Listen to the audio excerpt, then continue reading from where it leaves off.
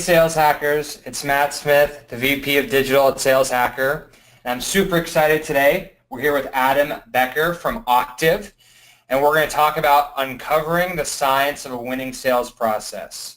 And to create an amazing sales process, you need to reduce as much variability in the process as possible in order to kind of drive those consistent, repeatable, scalable results. So super excited to be here with Adam, and now I'm going to pass the mic to Adam Becker from Octave. What's up, Adam? Hey, sir. Thanks for having me on today, and appreciate the time. So for everyone out there, just by means of introduction, again, Matt said it well, but my name is Adam Becker. I'm the Senior Director of Account Management and Commercial Sales here at a sales productivity software company called Octave. And today we're going to be walking through a couple of different main bullet points here just around the science of sales process, something that's very near and dear to my heart, something I am employed to do as well as enjoy doing in my spare time, it seems like. We're going to be working on a couple of different things. Number one is the sales metrics that you should be really tracking and monitoring, and this is going to be my opinions on the matter. How we are leveraging technology, the new emerging sales tech that's out there. I think we're going to take some time to talk and have a conversation around that. And at the end of the day, I've sat on a lot of these webinars and always enjoy when we kind of bundle everything up and have some really quick tactical takeaways. And I'm going to have a few of those for the listeners today as well at the end. And as always, and Matt, you and I have talked before, but I'd love it if you're out there listening. To make this interactive, if you have any questions, please shoot those along during the conversation here, and I typically like to do things more informally, so feel free to ask questions, and Matt, feel free to interrupt me as we go forward. Sounds perfect. Great.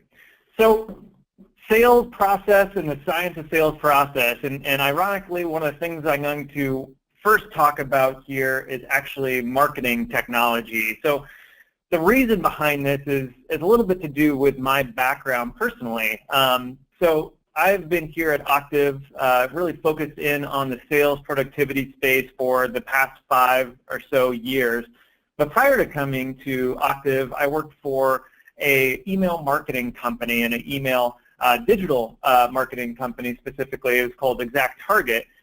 Back in the early 2000s, and several people maybe on the line, if you're familiar with marketing tech, ExactTarget went on to get purchased by a company called Salesforce that I'll bet you everyone is familiar with for a couple $2 billion.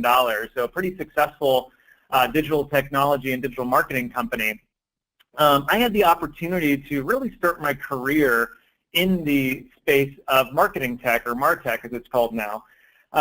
It was really, really interesting, and I've seen so many correlations to the environment that the sales team, sales processes are moving into today as it relates back to kind of that mid-2000s mark in the MarTech world. And I want to speak just for 2 minutes on this. If we kind of wind back our clocks, for those of us who are old enough to remember, what it was like before the world of email marketing. Is really, really interesting. When I was just getting into the MarTech world, the concept of email marketing was just becoming an emergent type of communication method. Prior to email, there was things like snail mail, there was mass media, so commercials on TV, there was billboards, there was newspaper ads. From a marketing perspective, those were all the different channels, and there actually wasn't that many channels that marketers essentially had access to back in the mid-2000s. And I think it's really interesting because if we take a snapshot of today where marketing is at, by introducing technology, by introducing ways to capture data, we are seeing a revolution essentially in the way that marketers are engaging with all of us, consumers, from a B2C perspective. When we take a look at our inboxes, we see highly relevant messages that are sent to us at a very timely manner, usually when we're interacting with that brand. And they're leveraging all kinds of data to be able to talk to consumers in a very relevant manner and have their space essentially down to a very, very precise precise science, where they're able to really leverage the history of the data they've had to predict what's going to be happening in their future. They're able to start predicting the ebbs and flows of their business as it relates to marketing and lead flow based upon the past data they've been collecting. So it's been really interesting to watch that, and again, a lot of linear attribution I can make then over to the world of sales technology. So in the world of sales technology today, if we kind of think about it now, where are we? Where are we in the spectrum as far as realizing where we can go by leveraging technology within the sales space? And I'm speaking primarily to sales managers, sales operations folks, and even to some aspects, sales reps themselves. Yeah, Matt, was there a question, sorry? No question yet. Okay. So for those individuals who are really just kind of keen on understanding how do we just make ourselves more effective? How do we, as sales people, as sales teams, as sales organizations, how do we make ourselves more effective? And primarily, we're going to start leaning on technology. And this is not anything mind-blowing. Everyone should understand this by now. We are living in an age where cloud CRMs are becoming a thing of necessity. We each need to have our own, so we have a place to start capturing data. But what are we starting to do with the other technologies that are coming and emerging out, and where really should we start focusing the efforts in measuring how effective those technologies can be? And that's really the meat of what I want to talk about today and have the conversation. So again, if we take a snapshot today, what are things that we are measuring, where most people rather are measuring today? What you're seeing on screen is a study done by our good friends over at Level 11. And this was a study done of, hey, what are the KPIs that sales teams in general are tracking today? And you can see that primarily we are looking at volume type of metrics. So these are individual rep metrics. How many wins have I had? How many calls am I making? How many opportunities am I creating? How many meetings am I having? So on and so forth. A lot of these are focused around activity, pure activity. And if I start kind of taking my mind, it's like, okay, what can I do to be more effective using these KPIs? Well, I clearly need to make more wins, but how do I make more wins? I can make more phone calls. I can create more opportunities. I can do more meetings. But essentially what I'm saying to my salespeople, if I'm saying that, and by leveraging that KPI, I'm just saying, hey, do more, right? So that's what we're essentially asking our salespeople to do today, is simply do more. Turn up the volume on whatever it is you're doing, because we need more wins. We need more revenue coming in the door. I would challenge anyone out there to show me a sales manager, sales ops who does not want to bring in more revenue. But again, by way of what most people are tracking today, the only lever that we have to change that behavior is to do more and to turn up the volume. And that's really where I want to start challenging all of us who live in this industry and who care about this industry, that I think we should be tracking, and we should be starting to find more in-depth KPIs, more ways that we can start tracking and understanding the science of sales processes, because there is a lot more levers than just the volume control. We can do more than just say, do more. And this is what I want to introduce. Adam, yeah. can I dive in? Yeah. Yeah, Please. so on the technology part, I think that there's something that sales reps need to think about. I would say 2 points, not just reps, but anyone in the sales profession. I mean, one is, and Adam's going to talk about some of this workflow stuff, but just, when you're thinking about your workflow, making sure that you have a best-in-class app for whatever that workflow is. If it's email automation, you have an app for that. If it's CRM, you have an app for that. That's obvious. That's the sales stack. But just thinking through that and saying, where am I spending a ton of time? I was spending a ton of time on lead generation. Okay, what is the best-in-class app for that, depending on what my ideal customer profile is? So just number one, like thinking of your workflows, and Adam will get more into workflows, but then looking where your time is being spent, and then trying to find the best-in-class app for your sales stack to drive results where that time is being spent. So that would be one. And then in terms of the metrics, I think there's a few points. I mean, one is if you look at some of those metrics that Adam laid out, the volume metrics, most people aren't doing enough ratios, right? I mean, what is right, we can take the wins, so the wins is our numerator. What's our denominator? Like, how about emails sent? So now I have wins to emails sent. That, depending on how transactional your sales process is, that may be a really interesting metric to look at. One person, one of your reps might be blowing out the emails, sending 1,000 emails a day, but then their wins aren't staying at that same rate, right? So I think looking at these things in terms of ratios is super important, and then in terms of the sales technology, when we start thinking about some of those things we talked about, looking at the best-in-class app for your workflow, then also just investing the time. Like, there's a certain feature, I use Pipedrive. I don't have the big fancy Salesforce that, some of these guys like maybe Adam might have. And so I found one feature in Pipedrive that's like this special routing feature that basically it's super basic, and it just, when your deal is stale and it hasn't moved for a few weeks, it just turns the opportunity red. And it's like that little unique feature that I spent the time reading through the documentation to find. Like, it's resulted in 10, 20, 30, 100 deals that may have died just because of that special feature. So really, spend the time on the sales technology side, really studying, reading the documentation, nerding out on this stuff, I think is gonna provide like ROI for you guys, downstream. So those are just a few kind of areas I wanted to touch on, Adam. So sorry for cutting you off. Yeah. No, not at all. I could totally nerd out with you on the debate of which sales technology is the best for a number of different reasons, but that's probably a time for another day. So to your point, though, really the 4 areas that I believe we really should be starting to focus in on really talk to exactly what you were just saying around where do we see sales technologies coming into play, and in general, what is the purpose of a lot of these sales technologies? And it really, I think, is encompassed within these 4 different main segments of analytics and ways that we are viewing this space and the way that we're tracking our own internal sales effectiveness. And I'm going to break each one of these down. So we're going to sit on this slide for a hot second.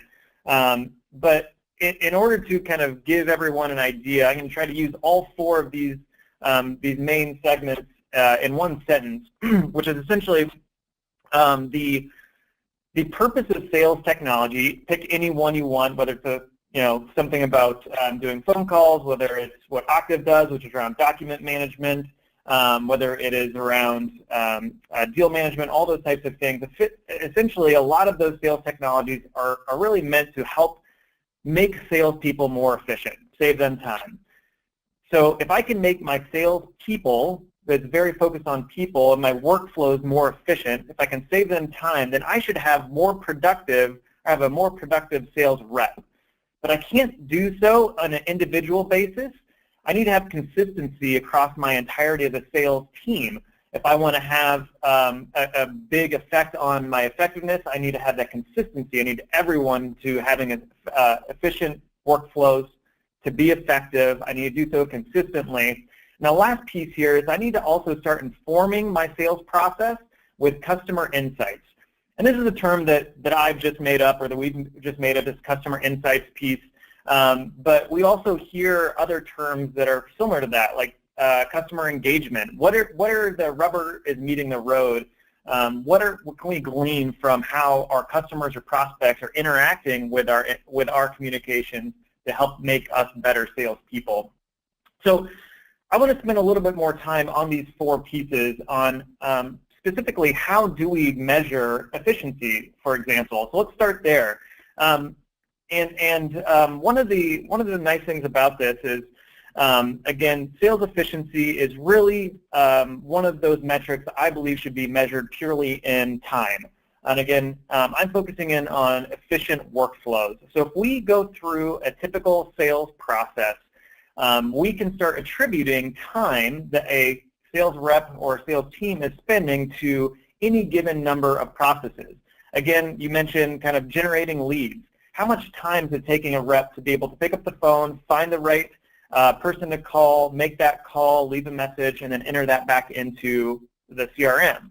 That is time spent for a rep, and it's probably time well spent, but can we make that workflow of them, again, finding leads, calling leads, can we make that more efficient? And the short answer is yes. There's tons of technologies out there, from Sales Navigator and LinkedIn to SalesLoft and many others, to help make that process more efficient. But are we actually measuring that? I would challenge everyone out there to really start thinking about how long can we put an actual metric, an actual time frame in there. And Matt, you were kind of talking about, hey, there's a whole bunch of these different sales technologies. Each one of those is really geared for a different purpose, a different sales workflow, essentially, a workflow within the sales process. When we start looking at all of those different technologies that people are starting to employ, which I think is a healthy thing, we are starting to identify a new problem, which a lot of people are calling sales burden, the sales burden, which means that, hey, I'm a salesperson, I interact with 12 different technologies based upon whatever activity I'm doing. Is that healthy? In fact, Gartner has a stat out there that says that interviewed something like 2,000 salespeople, and 62% of them said that sales burden, things that they feel are kind of weighing them down, is attributed to internal processes. So is there ways that we can start bringing that sales burden down, and how do we start tracking that? And that, to me, is really a study of efficiency within those workflows. So again, number one is, how do we start measuring the time it takes for your workflows, and how do we start thinking about bringing that time down? One quick anecdote, we had a customer of ours that had, from a top-down perspective, the CEO had a couple of different goals that they were looking to accomplish, and this is a Fortune 500 company, and one of their goals was to spend 20% more face time with their customers. It's a really cool goal for a CEO to say, is, hey, salespeople, I want you to get out there in front of your people, and I want you to love on them. I want you to build stronger relationships. But just by saying that doesn't magically mean that they're going to go jump on a plane. No, they had to offload other things that were getting in their way, that sales burden. And so they came to us with a task saying, hey, for this workflow, which is taking us on average, and they actually went out there and measured this, it was taking something in the amount of 56 minutes to be able to produce a specific document that they sent to every single prospect along that sales process. And what we did is we went through, we identified all the different technologies that were going to be needed to integrate with, to work with, in order to bring that time of that workflow down.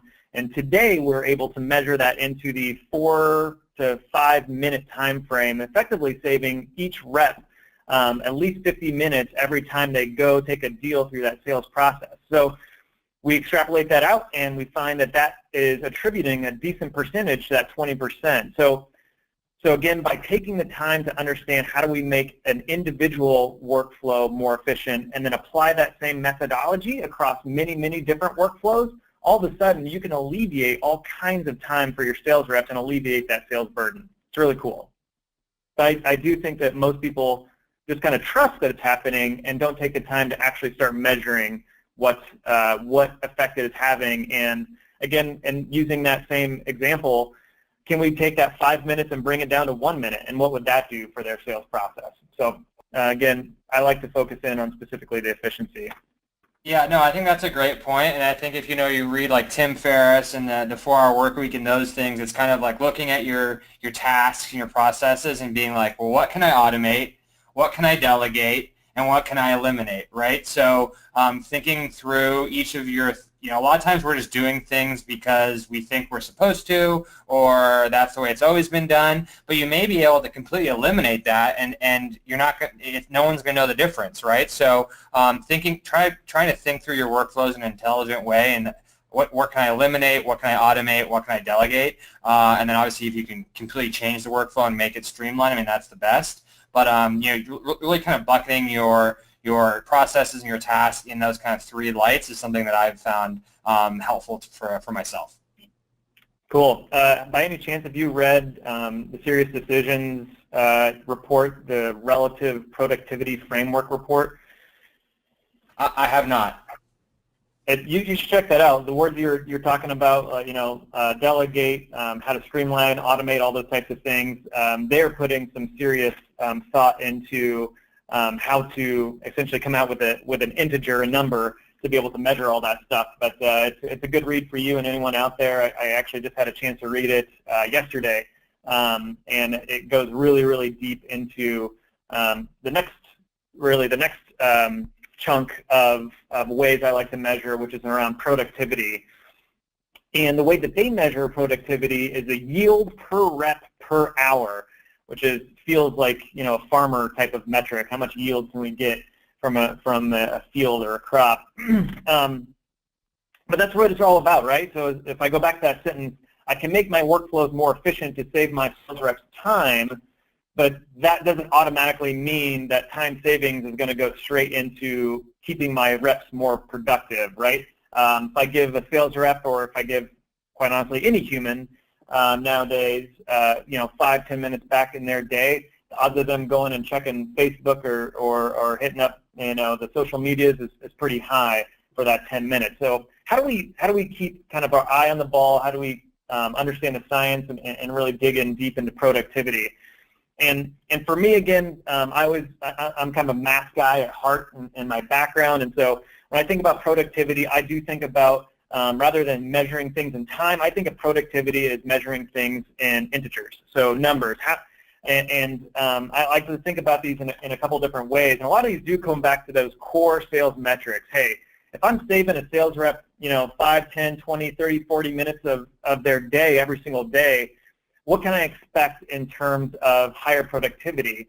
Can I expect them to make more phone calls? Can I expect them to make more emails or outbound activities? Or what should I expect them to do? There's some different ways that I like to start measuring this as well, productivity. I manage part of our account management team, and the way that I'm looking at productivity from a macro perspective is coming into our hiring cycles. So if we have X number of customers on board today, how many accounts can a single account manager manage with today's tech stack? And can I give them more time back in their day so they can manage 2 or 3 or 4 more customers? If so, that can make us as an organization a far more effective organization. I was actually just at a company on site earlier this morning, and they have 3 account managers for 850 customers. And that just kind of blew my mind. And it is because they have taken the time to automate as many of those processes as they possibly can so that they are able to kind of spread themselves thinner. And in today's economy, that's a really, really smart thing that they can do. So productivity, to me, again, is really, really smart. And in the Serious Decision study, this report around productivity is a really good read if you haven't read it yet. So Adam, if at the end of the webinar, can people email you and you can send them the link to this this book or PDF or this report? Yeah, 100%. Please do. Tweet at me, email me, whatever the mode is there. I'm open. Okay. So we'll touch on Adam's contact info at the end of the webinar, and we'll make sure because there are some questions around the book and the report that you're talking about. So yeah, we'll take care of that for you, sales hackers. And yeah, I mean, I tend to think a lot of times in sales, it's people just doing things that just aren't that productive in terms of, I may send 100 emails and that may be a great activity metric, but like my emails are just terrible, right? And so that was really just a waste of time. I might as well have gone to the local pub and had a beer instead of doing all those emails because they were really bad. So I think, thinking through and spending the time to write that really good copy, put together a really nice drip email, and spend. I mean, this is a mistake I've made before. I had a new job. I was the VP of sales at a new company. Really excited, hit the ground running. I didn't do enough research on the ICP, the customer. I didn't understand the technology I was selling. I was just a hungry, aggressive sales guy who wanted to, hit the ground running. And so I just started hitting up people day one with really bad templates, lack of knowledge around the entire space, and it was a bloodbath. Like, I just got crushed. And so, taking the time to, do your research, get your things prepared, get your templates ready, understand your ICP, doing your homework on the front end, and then when you want to be productive and start sending those emails, you'll be much more productive doing that versus just trying to send a bunch of bad email and hoping people respond. So, anecdote from a nightmare I had one time. So. That's an awesome learning that I'm sure we can all take to heart. There's one other note I want to make around productivity. A lot of us have probably been in either several different sales organizations or been a part of several different sales teams, and there's generally two different stages that companies are in. One stage is like hyper growth, and I hope many of you out there are in hyper growth stages. I think that means good things for all of us. But in the hyper growth stage, one of the things that you're really thinking kind of top of mind is, how do I onboard more sales reps? Another way to think about how to measure productivity is how quickly I can get someone to be productive. Another good case study from another Fortune 50 company I was speaking with at our customer advisory board we had just a few weeks ago. We are looking at some of their productivity stats of just some of those volume metrics, how many wins they've had, how many proposals they're sending, those types of things. And the woman I was speaking with said, whoa, this person who was like number 2 out of their entire company was one of their newest reps. And she was really surprised to understand that a very, very new rep could be so productive so quickly. A really quick stat here is almost 42.5% of sales reps take 10 or more months to be onboarded. So again, kind of challenge you guys out there if you're in the growth stage, thinking about how quickly you can get a salesperson to be productive and what that actually means.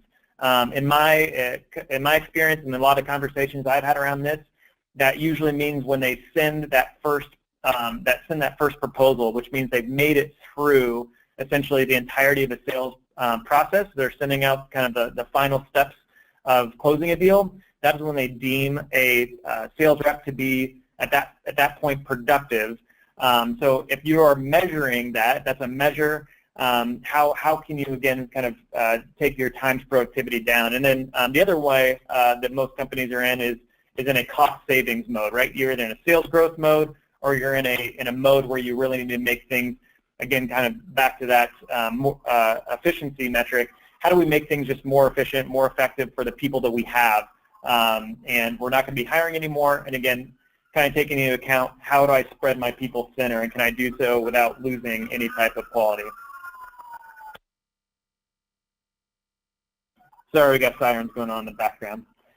All right, so I'm gonna move on then to the third area I focus in on, which is consistency. And consistency is again one that you can have highly efficient salesperson or workflow that yields a highly efficient rep or two, but at the end of the day, I need to have my entire team consistently on the same page. So consistency to me is really measured in percentages.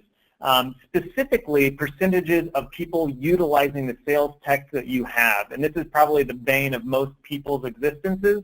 From a sales operations perspective, there's always an uphill battle, which is sales adoption of metrics. So if I can understand how many people are adopting my tools, what can I consume from that? If I have highly efficient workflows that are set up, like you mentioned, Matt, really thought out ahead of time, I know what I'm going to be doing, I'm all prepared to be productive, then I just need to have more people following that same playbook. And we measure that in terms of adoption. If we can have a high adoption of XYZ workflow, that means that everyone that is inside that workflow is following exactly that efficient process that we've spent so much time and thought into. So again, consistency can provide so much ROI and so much flexibility in your sales organization, because if you have everyone following those workflows and they're adopting the sales tech, that means your ability to pivot is a lot faster. You can be nimble, and in the B2B world, nimbleness is going to be a big part of the go-forward planning. We are going to have to be able to change and pivot faster as the speed of business is picking up. And so we need to have the adoption of these sales technologies, because that's what's going to allow each of our businesses to be able to be a little bit more flexible. Yeah, I love that, and then there's a lot there. I mean, one would be checklists. So there's a great book called The Checklist Manifesto, and just talks about the power of checklists, and I have not seen that enough in sales, and that's something I'm trying to do in my organization. It's, come up with checklists for these key, things, like, i.e., you do a big kind of data pull for doing your lead generation. What are the steps you need to do to import that information into your CRM if it's not already connected, right? So it's easy to mass import a bunch of data and have it be all unorganized and not the proper format. What are the five steps in my checklist before I upload any data to my CRM to make sure it's organized the way I want it? So having checklists in a variety of different stages throughout your sales process would be something that I would love to see more organizations doing.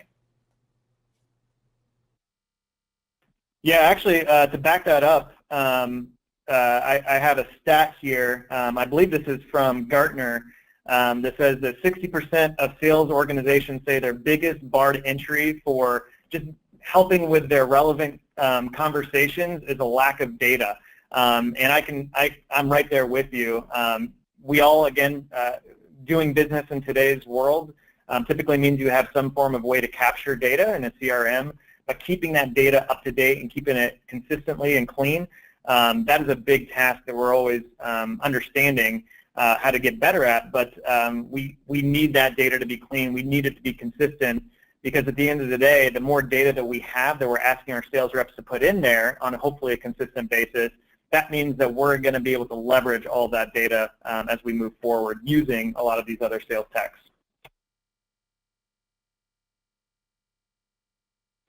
And that'll lead us right into our last point here in the four main areas that I like to study, which is customer insights or customer engagement, or whatever term you want to use.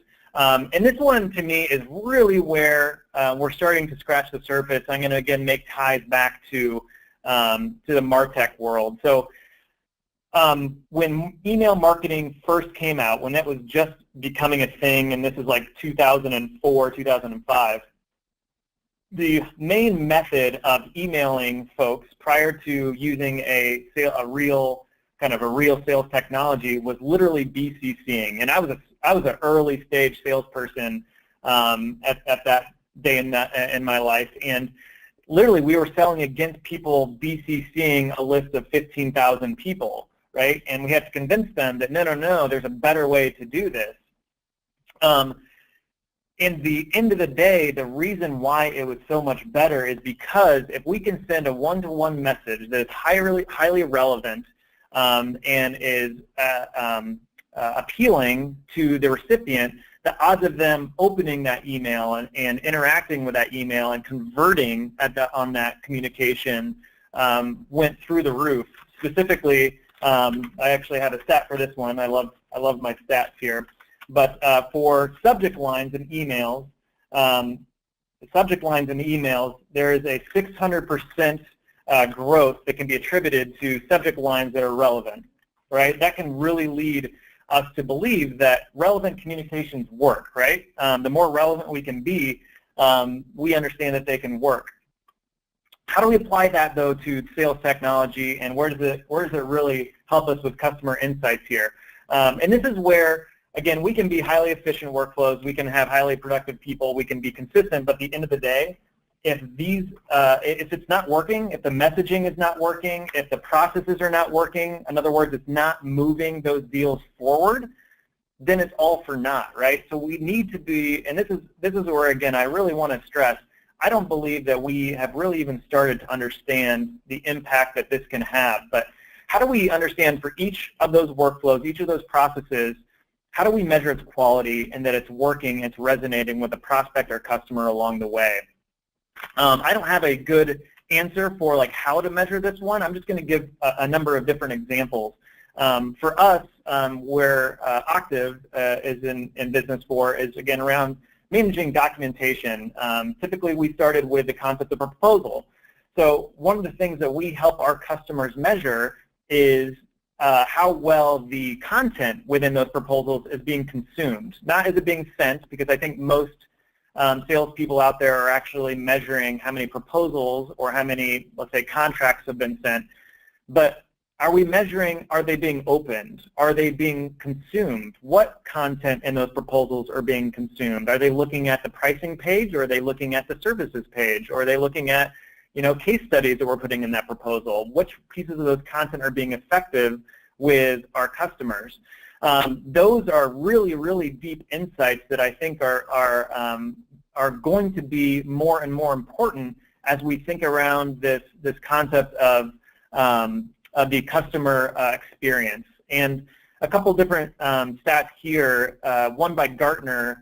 In 2018, which is next year, mind you, more than 50% of organizations will redirect investment towards their customer experience innovations. So customer experience, the way that we're interacting with our customers, is, number one, going to be getting a lot of attention. It's already starting to get attention now, and it's just going to be building by next year. Another one by Deloitte, 62% of companies view customer experience as a competitive differentiator in 2018. So that means that not only are people thinking that, hey, customer experience is really a good place to start investing money, but we're starting to identify this is going to be a differentiator from a sales experience and a sales process perspective. How do we really truly understand what our customers are experiencing all the way from the time that they're being engaged with on the lead side? So if I'm cold calling, or if I have a BDR team and they're out there and engaging with prospects, what is their experience? What is that customer's experience? How do they feel, essentially, all the way from that point until that they purchase maybe the product you're selling, or they get onboarded? How do we measure that, and how do we start understanding how to optimize and change all of our behavior based upon what's working and what's not? There's a ton of insights. There's a ton of optimization that can happen as long as we're starting to measure what areas of our sales process are being effective from the eyes of the consumer, not necessarily from the eyes of the sales rep. And that's where, again, I want to challenge us to really start thinking about it from the eyes of your customer, the eyes of your prospect, not just internally the eyes of your salesperson. All of that added up together, to me, is the sales effectiveness, right? So if we can have our most effective or most efficient sales workflows to produce the most productive salespeople consistently across our sales teams, and then listen to our customers by gaining the insights of what they're engaging with and what's working for them, and use that data to put back into the process from the very beginning, there's a ton more that we can do together. There's a ton more that we'll be able to do one at a time to all be more effective. And again, I think a lot of this is going to be driven through technology. We can't continue to rely on the old ways that B2B sales has happened. We have to continually be innovating. And to do that, again, we are going to, and studies show that we're going to be able to differentiate ourselves from the competition if we can provide a better experience, if we can provide a better experience not only for our customers, but also for our sales reps.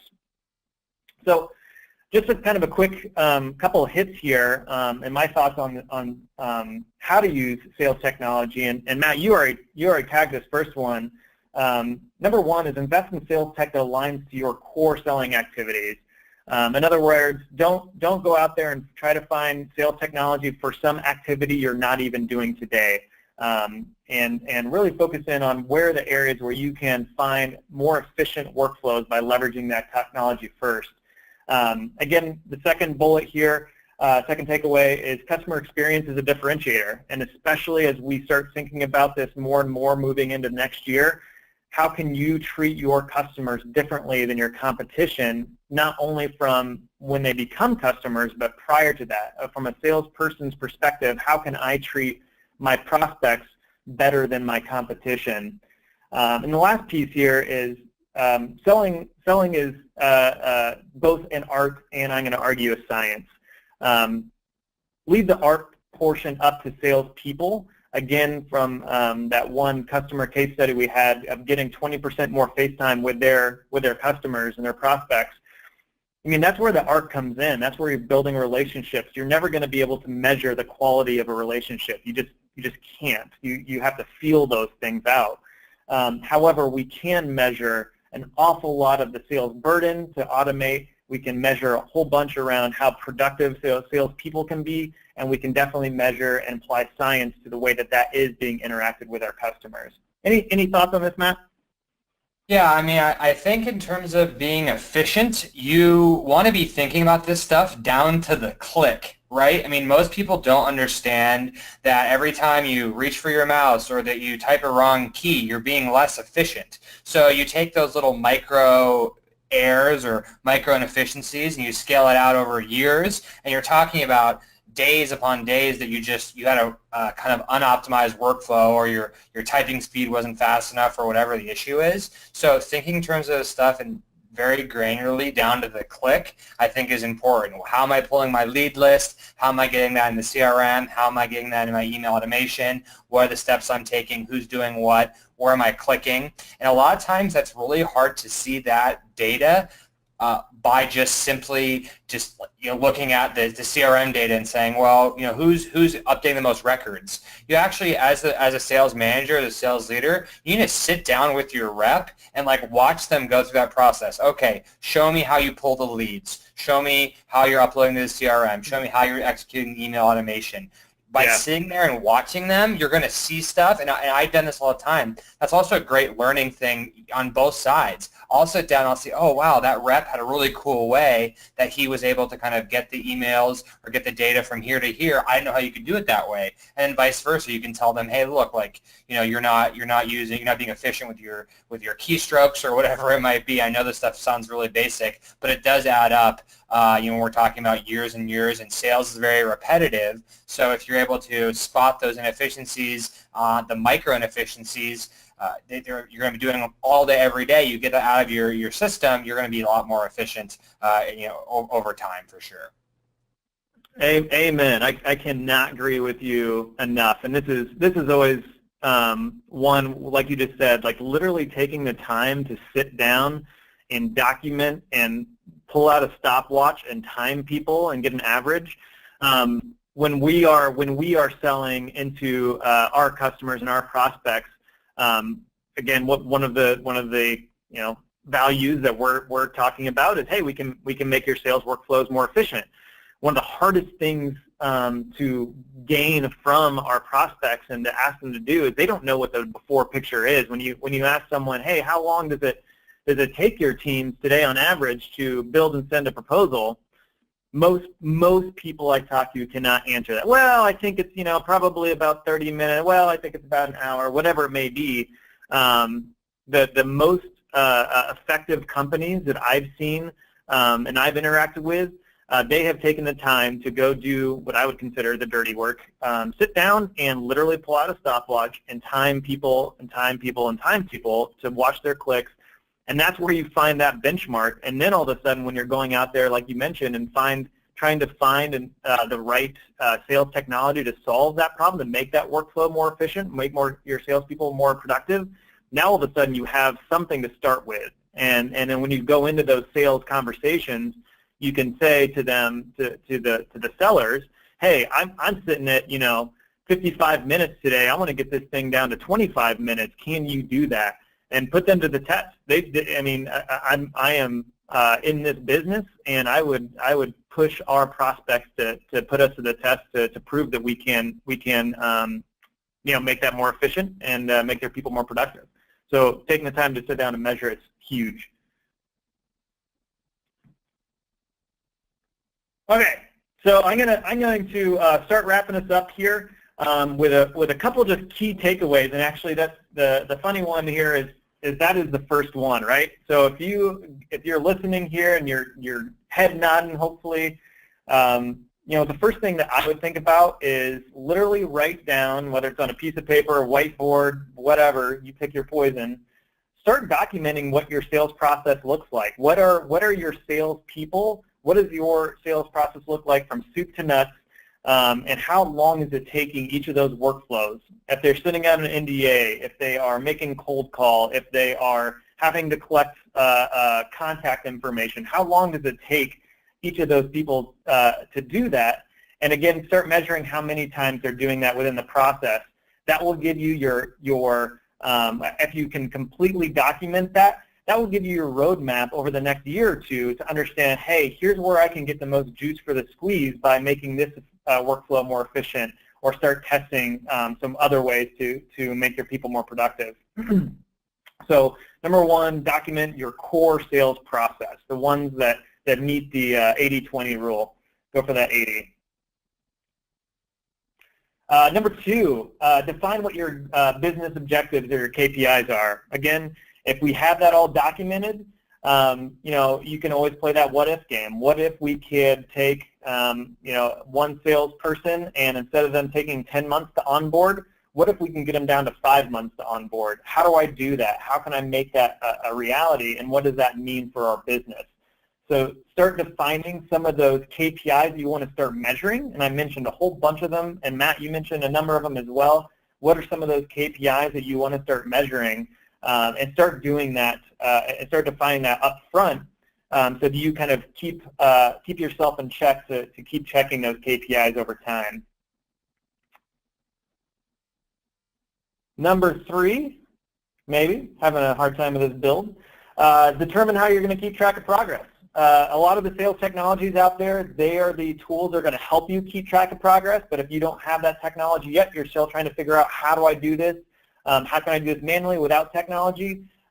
Literally just find a way. Again, I will share all my contact information with you. We have some just very manual ways that help our customers identify their KPIs and also track them, and on a semi-regular basis. So just determine the method and what you're going to track. This is a very scientific approach.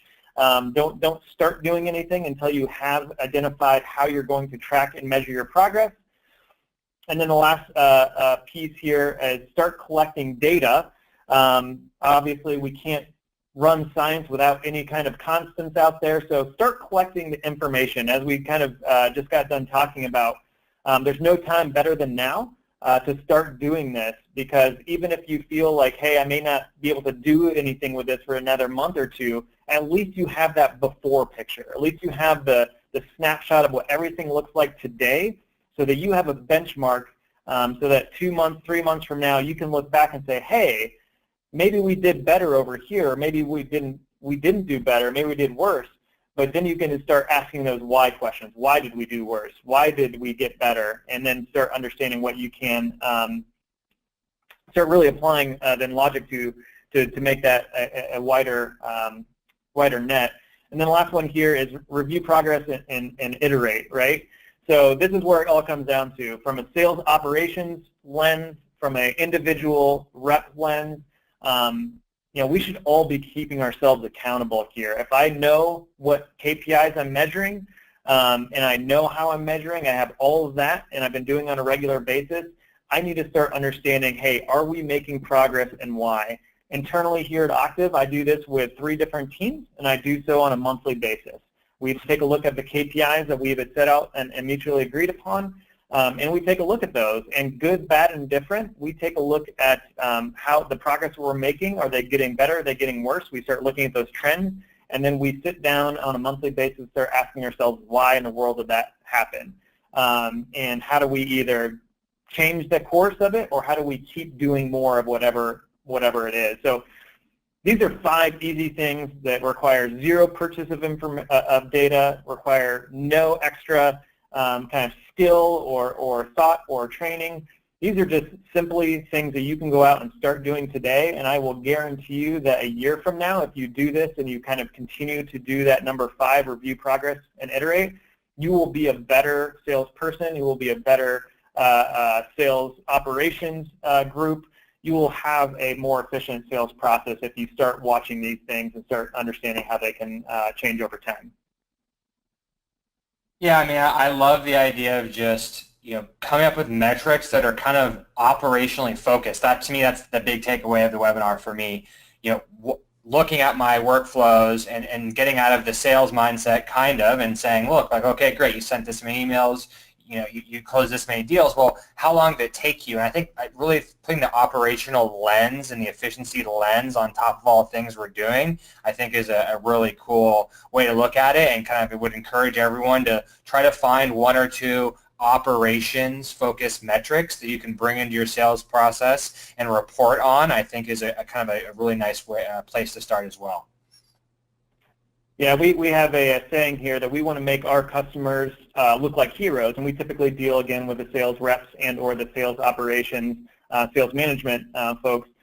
This is really valuable stuff. If you can start raising your hand and say, hey, I've been tracking some pretty interesting trends here, and this is how we're doing, and here's some ideas that I have in order to change our business. And at the end of the day, it's always going to be tied down to dollars and cents. But this is what can make you look like a hero. This is what can get you promoted. These are the ways that really good sales organizations perform. It's by measured, very, very fractionally, very fractional measured success, right? If we think about it that way, there's nothing I talked about today is going to be a silver bullet that you can implement one time and all of a sudden you're going to have a hockey stick revenue growth curve. These are a lot of little tiny things that can make a difference if you do them all in a very measured way and over time. That's all I have for us. Okay, cool. So let's make sure that you give your contact info so people can reach out with questions about some of the reports that you referenced, or maybe questions about Octave in general. So how can people get in contact with you? Yeah, absolutely. So I don't have it up on screen here, but my email address is adam@octave.com. Pretty easy to remember. You can also reach out to me on Twitter. I'm at Becker3WW. And I'm also obviously on LinkedIn. Feel free to LinkedIn, shoot me a LinkedIn message. I am there and I'm around all week, and I like to be up on my social media. So feel free to engage with me in any of those methods. And again, if you want to, you can certainly visit our website and always find my contact information there as well. Awesome. So it was great, Adam. I definitely learned some stuff. Hopefully everyone did as well. Thanks everyone for joining the Sales Hacker webinar this week with Octave and Adam Becker. This is Matt Smith, and we'll see you next time. Thanks so much, everyone. Thanks, everyone. Have a great day. Happy selling.